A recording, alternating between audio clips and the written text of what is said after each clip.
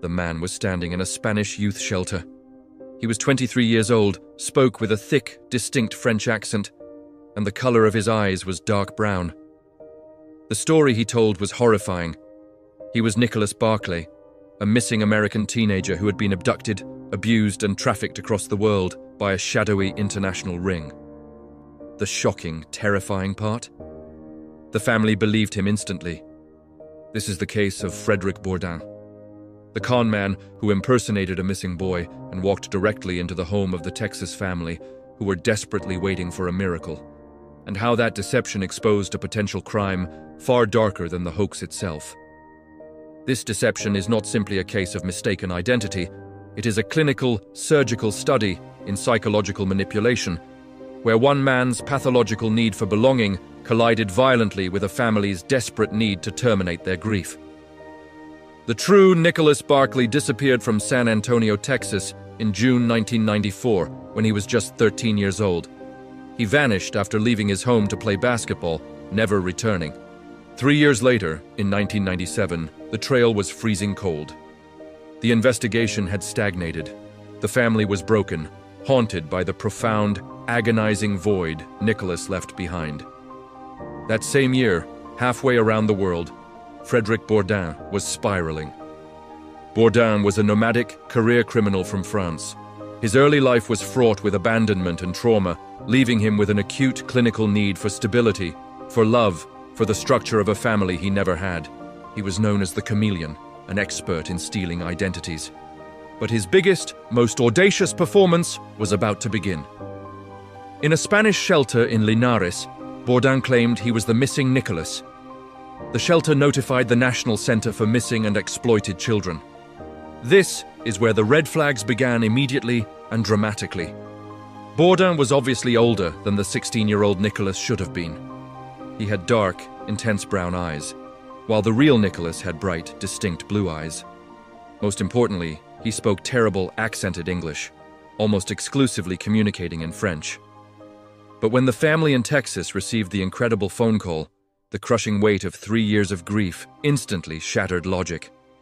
They were ready to see precisely what they wanted to see.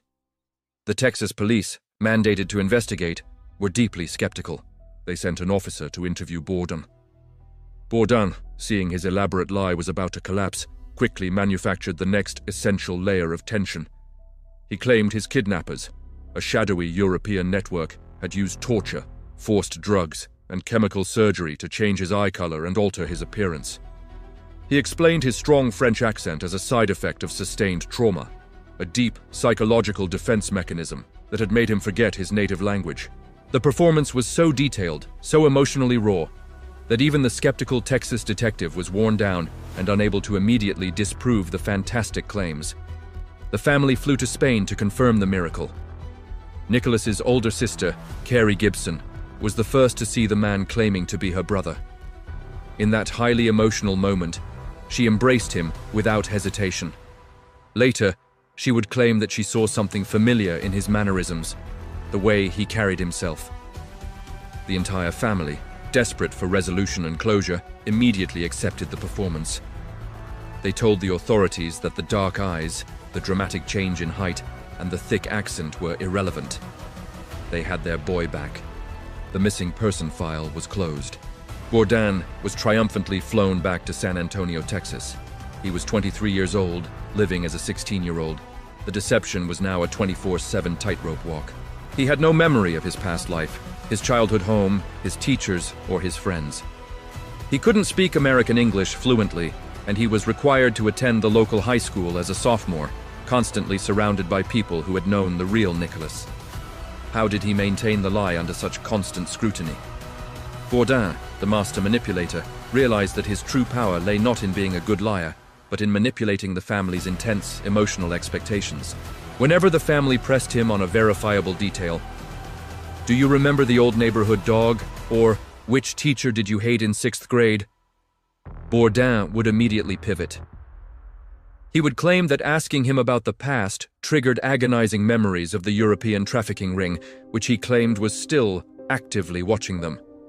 He skillfully positioned himself as the vulnerable victim, silencing any questions through overwhelming emotional blackmail and instilled fear. The family was walking on eggshells around their returned son, terrified of causing another psychological break. For nearly 4 months, the charade worked flawlessly. Bourdin enjoyed the stability, the warmth, and the sense of belonging he had craved his entire life. He was immersed in the structure of a real family. But the House of Cards was built on pure, unsustainable fantasy. The break came not from the police or the FBI, but from a deeply suspicious private investigator named Charlie Parker. Parker was hired by a local television show to film the happy reunion. Parker quickly became highly suspicious of the son's advanced age and his persistent, unshakable French accent. The final, fatal flaw in Bourdin's story came when he was pressed to explain the details of the day Nicolas disappeared. Bourdin claimed he was taken by his family's estranged neighbor. Parker immediately went to the neighbor's home. The neighbor told Parker that she had been interviewed years ago and maintained her innocence. But she dropped a fascinating, chilling clue. That boy is not Nicolas. I'm telling you, Nicolas is dead. His mother, Beverly, knows he's dead. This comment dramatically shifted the entire focus of the investigation. It suggested that the mother, Beverly, and perhaps the entire family, was in some way complicit in the hoax. Private investigator Parker, now fully convinced of a deep fraud, gathered irrefutable physical evidence. Fingerprints from the man in Texas were compared to the French juvenile delinquent records of Frédéric Bourdin. The results were an immediate, perfect match. The supposed son was, in fact, an imposter who had traveled over 5,000 miles to join a stranger's family. The police arrested Bourdin.